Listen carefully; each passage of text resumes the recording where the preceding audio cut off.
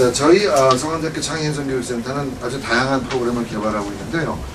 지금 뭐 장애인을 위한 창의행성교육 프로그램도 개발하고 있고 다양한데, 그 중에서 저희가 좀 중요하게 생각하는 부분이 오감하고 몸짓, 소리 이런 것을 이용한 것들입니다. 지금 보고 계신 사진들처럼 평소에 우리가 이 오감을 잘 안 쓰거든요.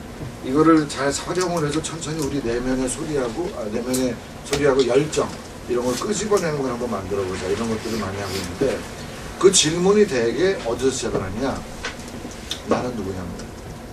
그러니까 학생들이 이 질문을 정말 진지하게 또는 재미있게 또는 창의적으로 그렇게 할 수 있게 만들어주는 것, 이런 정체성에 대한 진지한 물음에서 비일상적인 몸짓을 만들면서 물어보고, 이렇게 앉아서 혹시 누구세요? 하고 물어보면 저 누구입니다. 선생님은 충분히 대답할 수 있을 거예요. 아이들은 그렇게 쉽게 대답할 수가 없거든요.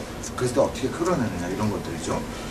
그리고 신체가 낼 수 있는 다양한 소리들, 이런 것들을 분출을 해내고 만들어보고 물어보면서 답을 찾아가는 여정을 같이 하는 거죠. 이런 것들이 저는 시작이라고 생각을 해서 그런 작업을 많이 하고 있고요. 동양식으로 반복 학습하고 이렇게 우리가 다 나쁘다고 얘기하는 것, 이것도 사실은 필요하다는 얘기를 합니다. 굉장히 좀 재밌게 봤어요. 왜냐면 선생님들 아시잖아요. 현장에서 아이들한테 전부 다 뭐든지 창의적으로 다 그렇게 해, 그게 최고의 교육이야? 이건 말이 안 되는 거죠. 창의성 교육이 부족했다는 것이, 다른 여러분이 지금 하고 계신 교육 굉장히 중요한 교육이라는 겁니다. 그리고 창의적인 요소 얼마든지 좀 활용하고 계시다고 생각을 하고요. 그렇게 생각을 하는데, 우리가 너무 이렇게 한쪽으로 경도되면 안 될 거라는 생각이, 그치, 굉장히 재밌을 것 같은데, 또 서평이 재밌게 인터뷰가 났더라고요. 영국의 그 창의교육 전문가인 켄 로빈슨이라는 분께서 강의하신 내용입니다.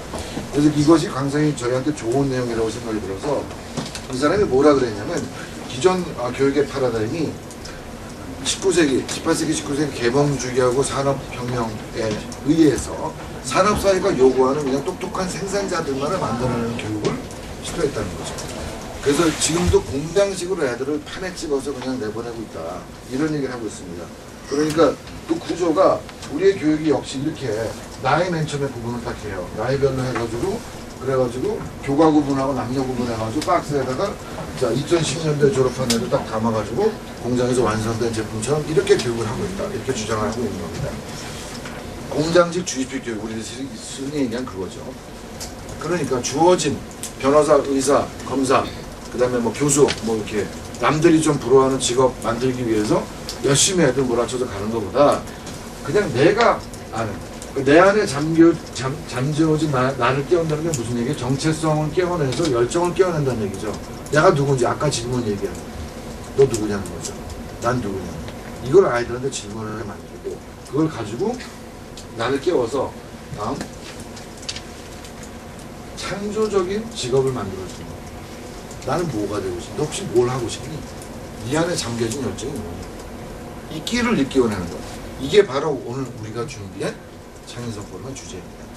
비전 커뮤니케이터, 프로세스 컨설턴트, 크리에이티브 디렉터, 크리에이티브 아웃사이더, 체인지 에이전트, 소셜 이노베이터, 오피니언 포머. 이게 지금 뭐 같아요? 네, 지금 현재 존재하는 새로운 직업들. 생각보다 굉장히 많죠. 자, 이게 뭐 하는 일일까? 이 생소한 직업들은 다 어떤 일을 하는 걸까요? 감히 어느 건 대강 짐작은 하지만 어느 건 잘 모르겠는 것도 있으시죠? 이런 것들이 저는 교육의 내용에 포함될 것들이라고 저는 생각을 하는 겁니다. 오늘 우리가 그런 걸 한번 찾아보는 거예요. 그래서 아이들이 자신의 개성과 꿈을 담아서 어떤 이런 직업의 활동 내용까지 자기가 만드는 세상인 거지. 그래서 우리들은 아이들이 서로 창조적인 꿈을 꿀 수 있도록 해주는 역할, 선생님으로서, 그리고 자신만의 개성 있는 브랜드, 나의 정체성을 통해서 내 브랜드가 뭐지? 이 브랜드를 찾을 수 있도록 해주는 역할, 이게 바로 우리 오늘 할 핵심적인 오늘 워크숍의 주제입니다. 자, 여러분 이 두 사람 아시죠? 네, 이 두 사람은 여러분은 모르실지 몰라도 여러분이 저도 잘 알거든요, 이 친구들. 네. 얘네들은 날 잘 모르는데, 어쨌든 이 친구들이 지금 뭘 대표합니까? 이분들은 지금 이 시대, 동시대에 가장 존경을 많이 받고 있는 크리에이티브 브랜드예요. 그 이유는 여러분 누구보다 잘 알고 계시죠? 자, 이 스티브 잡스하고 마크 주커버그 같은 인재의 등장이 우리나라에도 가능한 일일까요? 당연히 가능하다고 생각합니다. 오늘 여기 앉아 계신 세 분이 저 두 사람 못지않게 자기만의 도전 정신, 그 resilience라고 영어라고 얘기를 하죠. 영어로는 생성인데 그게 보통 뭐라 하냐면 어떤 위기를 극복해서 올라서는 능력을 의미하는 거죠. 그런 과정을 겪으셨고 그런 자기만의 영역을 개척하셔서 창조적인 직업을 탄생시켜서 그 일을 하고 계신 세 분을 제가 모셨습니다. 자, 이분 왕따였습니다. 학교에서 왜 초등학교 3학년 때 저한테 보내주신 거고 초등학교 3학년 때 잡지책 오려가지고 그 잡지책 오린 거 하고 색종이하고 바꾸는 사업을 이거 하는 걸 봤어요. 이거 끝내주는 사업 아이템이네. 밤새 그 모아가지고 가고 방 가득히 그 색종이를 쌓아놨던 경험으로 첫 번째 사업 연기 뭔지 시작하셨어요. 많은 실패하고 많은 왕따를 당하시면서 계속 본인만의 세계를 만들어서 여러분 핸드폰에 보면 위젯이라고 있죠. 위젯. 예. 이거 만드신 분이세요. 지금 천재 대학생이면서도 벌써 망해본 것도 꽤 되실 거예요. 그죠? 무지하게 많이 망해보시면서 지금 성공하신 이런 키 있습니다. 저 김현정 변호사님, 공익 엔터테인먼트 변호사. 자, 앞에 변호사 이름 앞에 공익 엔터테인먼트 그건 뭐 남자들은 공익 요원으로 근무하거나 많기 때문에 특이하죠. 자, 요 두 개를 생각하시는 변호사님인데 이분 역시 내신 10등급이었답니다. 내신 10등급 여러분 어떤 의미인지 아시죠? 근데 우리나라 기록을 갖고 계신 분이 3개월 만에 42차를 통과를 하셨고 8개월 만에 42차를 통과하셨습니다. 이해가 안 되죠? 이 사람이 천재일까? 어떻게 내신 10등급이 천재지? 어떻게 이렇게 공부를 잘했을까? 본인은 그런 얘기는 되게 부끄러워하시는데 또 집안도 이렇게 부유한 집안이 아니셨대요. 그래서 소녀가정처럼 뭐 그 아이들을 또 부양을 동생이나 부양도 해주셨고 학원 강사도 하셨더라고요 보니까. 그러면서 사시 공부해서 붙으시는 분이에요. 근데 이분이 하고 싶은 일이 공익 엔터테인먼트 변호사입니다. 이분은 어떻게 보면 그 우리나라 대표적인 기업 이런 데서 그 이노베이션, 혁신 이런 쪽에는 아주 최고로 뽑히는 전문가세요. 그 연봉도 아주 굉장히 많이 받으시고 그런 아주 탄탄대로의 삶을 사시다가 8년 전에 갑자기 암에 걸리셨어요. 근데 그 암이 희귀암이라서 고쳐지지가 않는 암입니다. 약이 없어요. 그래서 언제 뭐 내가 어떻게 될지 모르는 상황에서 이분은 그때부터 결심하신 게 퀄리티 오브 라이프라는 걸 결심을 하시고 모든 걸 나누는 데 쓰겠다 내 인생을. 그래서 저 이분 만나서 굉장히 감동했습니다. 저 만났을 때 꽤 늦게 오셨어요. 그래서 첫 만남인데 이렇게 늦게 오시는데 뭐 동대문 노량진 수산시장에서 생선 팔다 오셨더라고요. 그분을 도와드리기 위해서 어떤 분이 빵꾸를 해서 그러니까 진짜 몸으로 이런 일을 하시는 분이시고 지금 또 특이한 건 뭐냐면 이분이 그 세라 인재 개발원이라는 것도 지금 만드셔가지고 평가 이런 창의 인성 적성 이런 걸 어떻게 평가해낼 수 있냐에 대한 걸 지금 만들고 계신 분이세요. 그래서 여러분한테 굉장히 좋은 아주 프랙틱한 인포메이션과 또 삶에서 우러나오는 어떻게 사는 삶이 향기가 나는 삶인지를 여러분들 나누시는 이런 분이라고 생각합니다. 협업, 리더십, 자존감, 창의적 정체성 이런 것들, 이런 단어들이 이 세션 중간중간에 저 보드에 써지게 될 거예요. 과정에서. 오늘 여러분들은 학생이 되는 거거든요. 학생, 롤플레이입니다. 학생이 되고 이분들은 조카가 삼촌 오늘 뭐 이런 거 있는데 와서 학교에서 좀 도와달라는데 한번 해줄래? 해서 재능 기부를 하러 오신 선생님들이에요. 그 학교에서 하죠. 저도 몇 번 해봤는데 그렇게 이제 가정을 하고 우리가 이런 걸 할 텐데 이런 걸 끄집어내는 정체성, 자존감, 협업, 리더십, 다면적 사고, 창조의 열정 이거를 머리로 생각하지 마시고 실제로 상황을 통해서 여러분이 경험하시면서 어떻게 클래스룸에서 적용할 수 있을까 이런 걸 한번 같이 고민해보는 그런 시간입니다.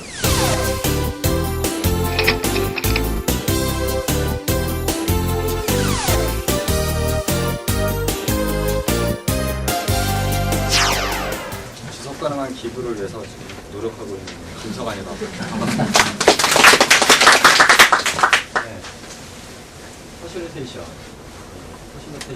네, 보시면은 되게 간단합니다. 그래서 그룹 토의를 이끌어가는 한 방법이면 스킬을 잘 이해하고 수행하고자 하는 프로젝트나 회의 등을 성공적으로 이끄는 사람입니다. 그래서 그 학생들을 이렇게 가르치시거나 학생들 얘기할 때 기본적으로 나는 한 발짝 뒤로 물러난 상태에서 바라봐야 되거든요. 너무 가까이 가도 안 되고요. 너무 멀리 떨어져도 안 됩니다. 그러니까 중간자 역할을 해주는 거죠. 그러니까 한마디로 정의하면 조력자입니다. 예. 그래서 보시면 아시겠지만 뭐 회의의 진행을 주관하고 그 다음에 뭐 회의 초점을 잘 맞추게 하고, 적절한 참여를 유도하고, 적절한 이슈가 토론이 되도록 계획적으로 진행하고, 사회자의 성격도 가미, 회의의 토론 과정을 관리하고, 회의의 프로세스나 헬퍼에 있어 리더가 아닌, 그러니까 보통 이렇게 회의를 하잖아요. 회의를 하면 내가 이렇게 봤을 때, 아, 얘 아니라는 거지. 그럼 어떻게 접근하냐면, 너 아니야 라고 얘기하거든요. 절대 너 아니야 라고 얘기하시면 안 됩니다. 왜냐면 나는 여기에 리더가 아니에요. 그러니까 내가 중심이 돼서 움직이면 안 돼요. 회의할 때. 그러니까 브레인스톰이나 이런 어떠한 기법을 통해서 할 때도 내가 중심이 되면 안 되거든요. 나는 들어주는 사람이고 그거를 조력해주는 사람이에요. 그래서 뒤에 가면은 제가 브레인스톰에 대해서 다시 한번 설명을 드릴 텐데 그런 조력자 역할이 되게 필요한 중에 하나입니다. 그래서 보시면은 이게 전체 프로세스입니다. 그래서 그 사전 준비, 그 다음에 도입, 진행, 종료, 팔로우업이 있습니다. 이거 잠깐 간단하게 말씀드리면 사전 준비는 사전 조사 및 설계, 피드백과 조율, 최종 준비가 사전이고요. 도입이 바로 회의의 목적과 이슈, 기본 원칙을 확인하고 워밍업 하기입니다. 그 다음에 진행이 이슈에 관해서 아이디어를 도출하고 분류하고 평가하고 그 다음에 실행 계획서를 작성합니다. 그 다음에 종료는 회의 결과를 정리하고 활동을 마무리하고 팔로우업을 해서 끝나는 게 바로 이제 퍼실리테이션 프로세스입니다.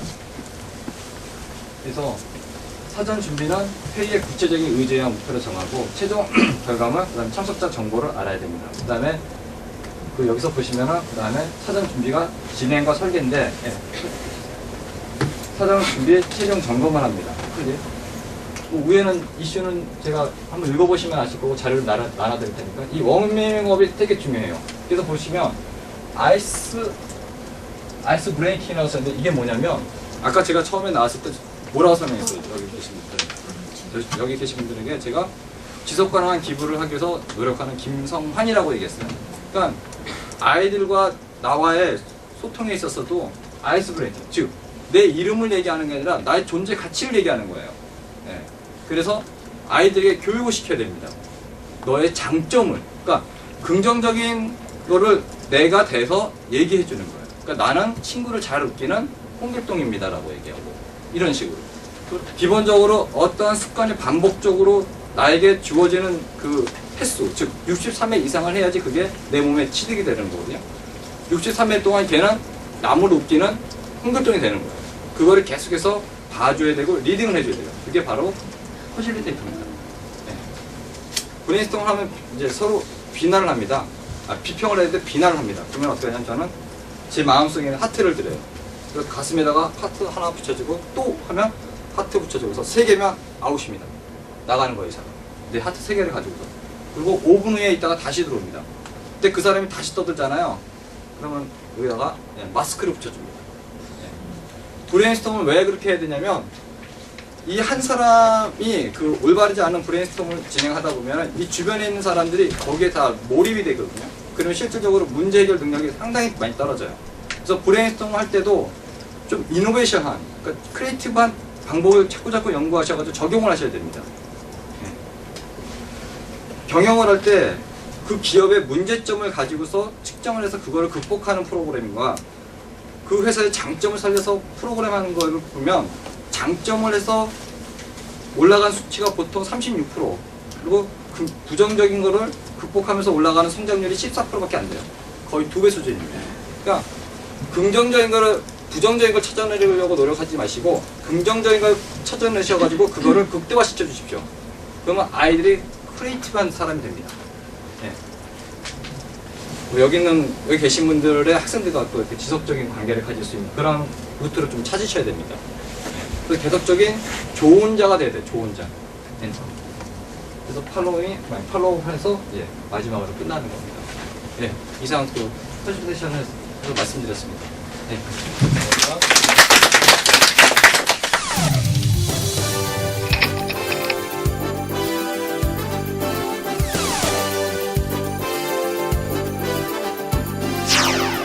저는 중3 때 첫 법인을 세워가지고 지금 4번째 회사를 하고 있습니다. 그래서 이렇게 된 데는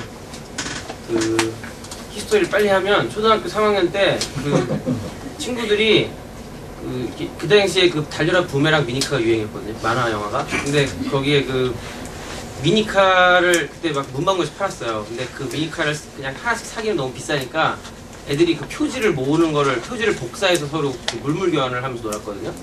근데 이제 그때 옆에 친구들이 표지를 한꺼번에 모으려고 머리를 쓴 게 나한테 표지를 다 갖고 오면 학종이 15장씩 펴줄게 물물 교환을 했어요. 그래가지고 걔네가 학종을 되게 많이 모았거든요. 근데 그걸 이제 보고 있던 제가 나도 경쟁사를 쳐야지. 그리고 옆에다가 우리는 20장씩 쳐줄게. 이래가지고 애들이 이제 미니카를 또 표지를 복사해서 저한테 막 줬죠. 그러면 이제 그걸 또 친구한테 또 학종이로 팔기도 하고 그런 걸 하면서 이제 사업놀이를 처음 시작한 거예요. 그래서 그러다가 졸업하고 이제 엄마가 이제 쓸데없는 짓 하지 말고 공부를 열심히 해라 그래가지고 중학교 2학년 때까지 그냥 공부하다가 그때 나무 웹 에디터가 나왔잖아요. 근데 홈페이지 만드는 게 되게 쉽게 됐잖아요. 그때. 그래서 끄적끄적 하다가 제가 방송부였거든요. 근데 컴퓨터부 애들이 홈페이지를 너무 멋있게 만들어 놓은 거예요. 그걸 또 이제 열등감을 느껴서 나도 해봐야지. 그리고 나무 웹 에디터를 끄적해가지고 홈페이지를 만들어서 띄웠는데 이 주소가 너무 길었어요. 그때 막 myhome.netsugo.com/id 막 이랬잖아요. 그래서 이거를 친구한테 가르쳐줘야 되는데 너무 길어서 가르칠 수가 없는 거예요. 근데 보니까 짧은 .com 도메인을 붙여주고 싶은 거예요.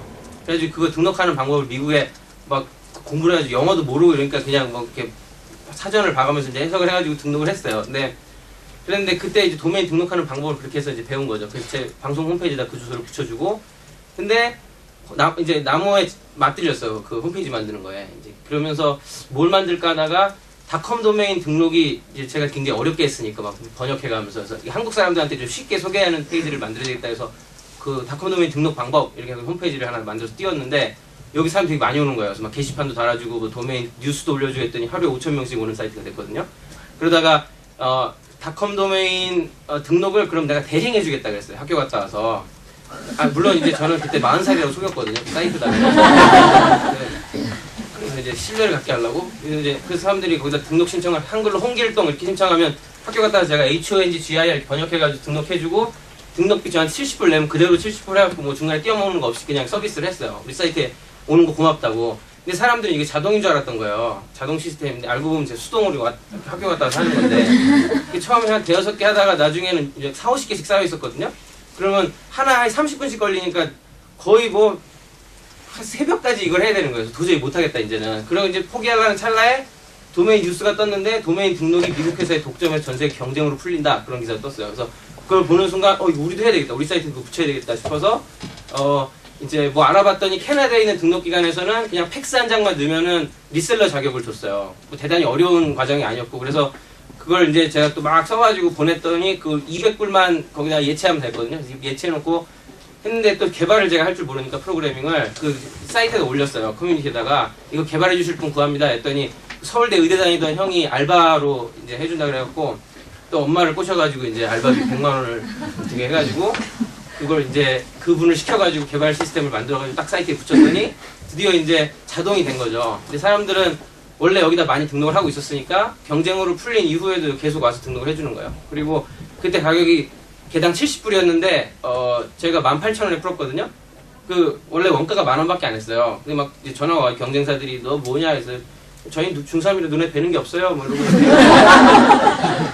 그래서 그냥 서비스를 했죠. 그리고 그게 중학교 3학년 이제 올라가서 바로였는데 그러다가 첫 중간고사 때 전화가 왔는데 제가 개인적으로 도메인을 많이 등록하고 있었거든요. 근데 그중에 독도.co.kr 도메인을 가지고 있었는데 독도사랑 동호회래요. 근데 도메인을 얼마에 파시겠습니까? 그래서 그냥 갖다 쓰세요. 내일 시험이라 바빠요. 이러고 이제 끊었는데 그랬는데 갑자기 1시간 있다 연합뉴스 기자님의 전화가 와서 독도 도메인을 기증하기로 했다는 사실이십니까? 그러는 거예요. 기증인지 뭔지 모르겠는데 그냥 일단 사실하겠다. 중간고사를 쳤는데 그 다음날 막 뭐 애들이 와가지고 너 뭐냐 뭐 그래서 왜 그러냐 했더니 신문에 막 저 중학교 3년생 독도를 살렸다.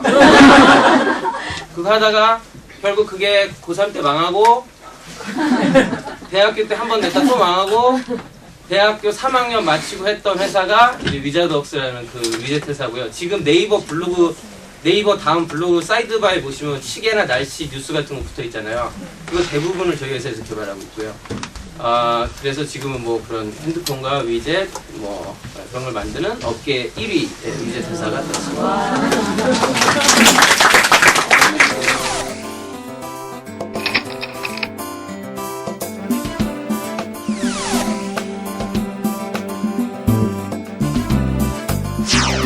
제리 맥가이 이런 거 보셨어요? 보셨는지 모르겠지만 그런 걸 보니까 변호사가 할 수 있는 일이 우리가 생각하는 그 뭐 법정에서의 재판이라든지 뭐 그런 분야에 한정되지 않고 되게 다양한 일을 할 수 있겠다는 생각을 하게 됐습니다. 그래서 늘 제가 스포츠나 음악을 이렇게 예술을 많이 보더라도 항상 그 스포츠의 그 뒤에 굉장히 관심이 많았거든요.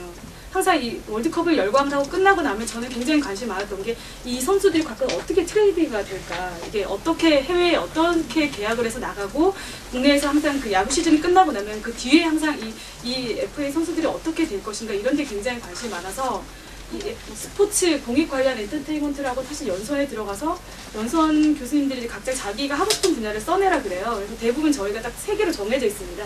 1번이 판사고요. 2번이 검사고 3번이 로펌의 변호사, 흔히 말하는 뭐 금융 전문, M&A 전문 이런 변호사를 다 쓰는데 저는 그냥 공익 엔터테인먼트 변호사 이렇게 썼더니 그 연수원 그 원장이 부르시더라고요. 근데 네가 하고 싶은 이게 뭐냐라고 얘기를 하더라고요. 그래서 사실 저도 모르거든요. 뭐 다 그분들도 전문가도 모르시는데 저도 사실 모르고 그래서 모르겠다라고 해서 근데 일단 하고 싶다라고 말씀을 드렸고 그 당시에 뭐 스포츠 관련되거나 이런 데 관련돼서 하는 제 변호사가 한 명도 없었습니다. 그래서 그 기존에 없었던 분야였고 지금 현재에도 사실 스포츠 분야에 굉장히 좀 아직까지는 시장이 작기 때문에 많은 변호사들이 없었는데 그래서 연수원 2년을 저는 보통 저희는 굉장히 이제 서열주의로 공부를 해서 이제 판검사가 되려고 공부를 하는데 사실 저는 연수원 교육 그 외에 제가 하고 싶은 분야가 확실했기 때문에 이 스포츠와 그다음에 음악 공연 쪽 그 관계자들을 많이 만나고 그쪽 분야의 사람들로부터 이제 얘기를 많이 듣고 그리고 또 엔터테인먼트 지금 제가 법학회에 이사를 하고 있는데 제 나이에 사실 이사를 할 수가 없거든요. 저는 굉장히 그 하기 전부터 이 오랫동안 활동을 굉장히 오랫동안 했었고 그래서 지금 그리고 실질적으로 이게 그 나이가 좀 드신 변호사님들이 하시는 분야가 아닙니다. 그래서 어떻게 말하면 제가 이렇게 가능한 분야를 좀 했고요. 그래서 지금 우리가 아는 뭐 로펌은 김앤장 뭐 이런 것만 생각을 하시지만 그런 로펌이 아니라 어떤 사회적 기업 가치, 어떤 사회적인 분야를 공헌할 수 있는 그런 사회적 로펌을 만들어 보고자 하는 게 저의 꿈이고요. 그래서 거기에 대해서 지금 많이 고민을 하고 있고 앞으로 이제 저도 진행 중입니다. 예, 그래서 한번 몇 년 안에는 그 사회적 로펌을 한번 만들어 보고 싶은 게 제 꿈입니다.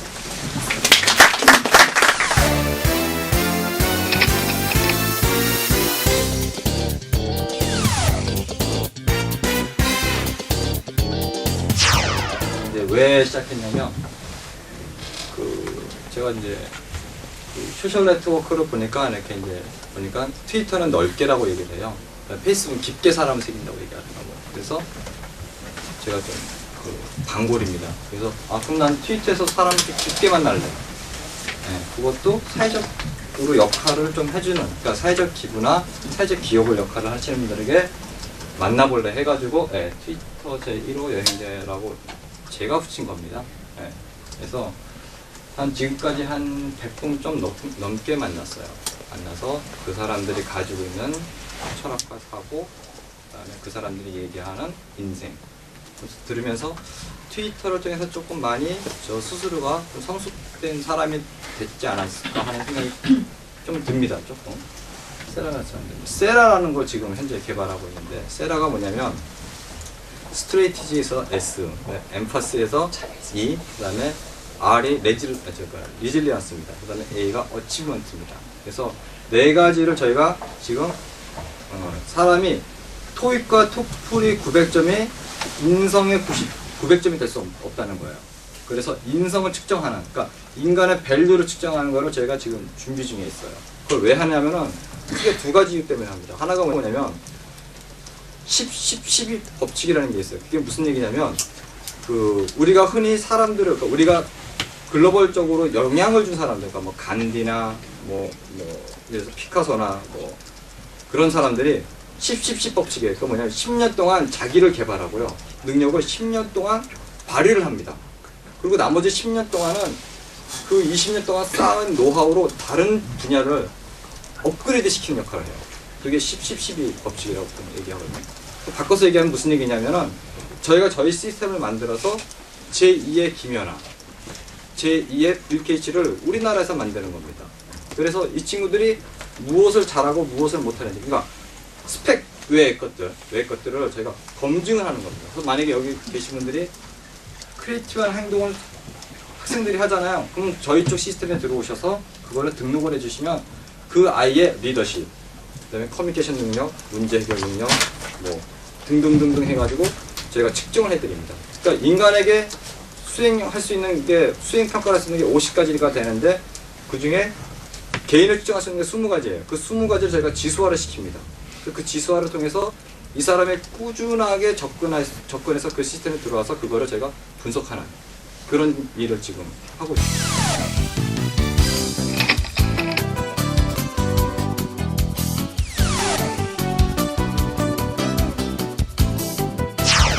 네, 저희 이 그룹에서는요, 모인 선생님들끼리 나눠가지고 창업을 한번 해봤습니다. 그래서 각자 가지고 있는 아이템을 브레인스토밍을 통해서 어떤 의견을 이렇게 모아가지고 우리가 어떻게 하면 돈을 잘 벌 수 있을까, 어떤 아이템으로 이렇게 하면 좋을까, 그런 이야기들 많이 나눴는데요.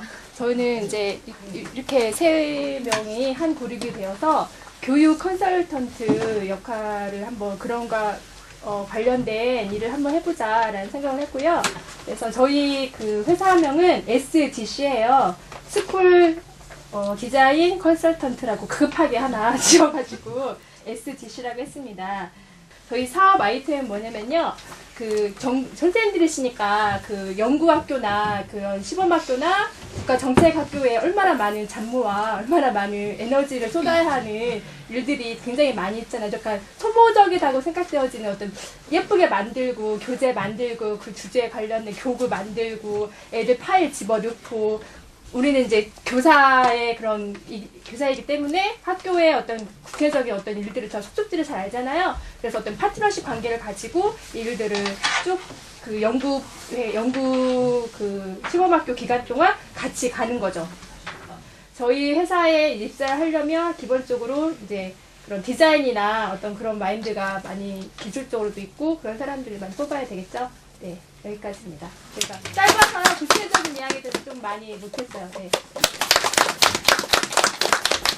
아유, 감사합니다. 여기 봄에서 굉장히 재밌었던 것 같아요. 지금 SDC가 3억 3천 투자 받았죠. 네. 그러니까 다 이렇게 설명을 해서 실제 돈을 다 나눠준 상태에서 각 개인들이 이 회사에 투자하게 될 때에도 돈을 직접 투자를 한 거예요. 아주 재밌는 방식이잖아요. 그러니까 학교에서 이런 거 지금 이제 교사분들이 하셨는데 학생한테 똑같이 어플리케이션 줘서 해도 굉장히 재밌을 프로그램 같아요. 저는 아주 표 대표님이 잘 리드해 주신 것 같고 또 선생님들도 아주 열띠게 돈 문제다 보니까 돈이 중요해 이제. 그래서 체험 박물관은 크게 전시관 그리고 체험관 그리고 특별 공연장 뭐 이렇게 해서 생각을 해봤고요. 그 전시관에서는 뭐 자연, 음악, 그리고 옛날, 뭐 오늘날 도구 또는 감정, 그리고 나라별 독특한 어떤 소리들을 모아놓는 거, 그리고 또 도시 같은 경우는 치유라는 그런 테마를 좀 부각을 해서 어떤 치유의 소리를 들을 수 있는 그런 전시관 이런 것들을 마련하면 좋을 것 같고요. 이렇게 적은 비용으로도 그러면서 어떤 소리라는 어떤 그런 교육적인 그런 역할들을 해내는, 그리고 또 학교가 또 학교에서 하는 거기 때문에 느낌도 좋고 학교가 또 이런 목까지 같이, 그렇지만 절대로 교사들한테 이것들을 유지하게끔 하는 요원으로 하게끔 하지는 않았으면 좋겠습니다. 이 수업을 하면서 혹시 여기 가든의 다중이론을 아시는 분들이 계실 거예요. 그래서 그 다중이론 중에서 저희가 언어지능, 커뮤니케이션을 통해서 언어지능을 이제 향상시키면서 이제 창조력이 되는 거고, 그 신체 운동이 있습니다. 뭐 가볍지만 여기 A조와 B조가 저한테 이걸 던졌습니다. 이게 뭐냐면 지금 여기서 설정된 어떠한 그 사회적 기업을 만들겠다고 한 그 설정을 저한테 그려서 던져준 거예요. 우리는 이런 기업을 하겠다. 그래서 네, 신체 지능이 된 거고요. 네, 그 다음에 그 자기 이해 지능이에요. 그러니까 본인들이 다 이렇게 써서 저한테 던졌거든요. 그러니까 자기 이해 지능이 높으면 이런 행위를 합니다. 그 다음에 또 하나가 뭐냐면, 예, 인간 친화 지능. 여기 그룹과 그룹 간의 그러니까 인간적인 친화. 예, 그래서 그렇게 해서 눈에 보이지는 않지만 이 교육을 통해서 이러한 수많은 복합적인 그런 다중이론 지능을 통해서 창조력을 발현하는 그런 게 이제 목표로 해서 진행된 것입니다. 네, 감사합니다.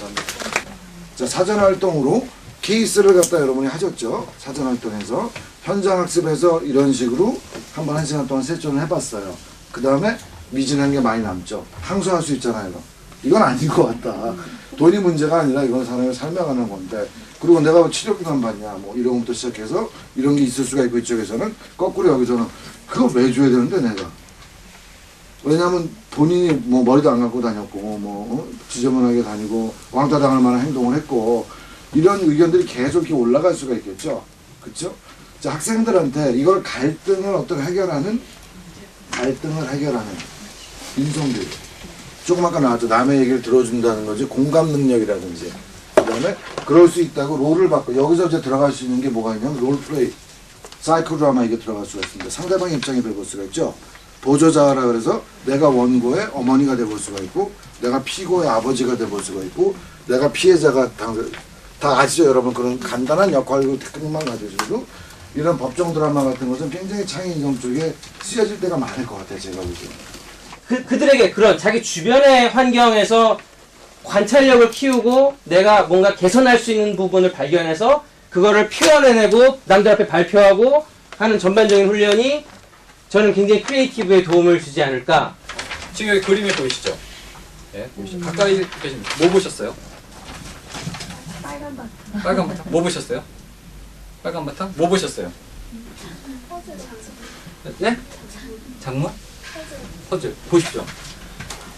학교 가서 백날 학생들에게 타인의 다양성을 인정하라고 하지 마시고요. 이 그림 하나만 보여줘도 됩니다. 음악 하나 보여줘도 돼요. 무슨 얘기냐? 서로가 각자 다른 얘기하죠.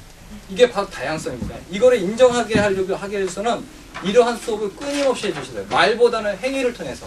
아까 지금 이동현 교수님 정확히 말씀하신 거예요. 행위를 통해서 자꾸 접근해 주시면 그들이 창조적이 되고 사고가 바뀝니다. 제가 드리고 싶은 말씀은 여기까지입니다. ABJ 너무 감사합니다. 오늘 좋은 시간 감사합니다.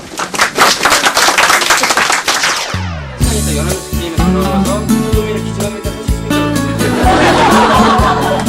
이 당시에 스포츠 관련돼서 이런 데 하는 변호사가 한국 없었어요. 그런 사람들이 17칠 법칙에 있고 10년 동안 자기를 개발하고 학생한테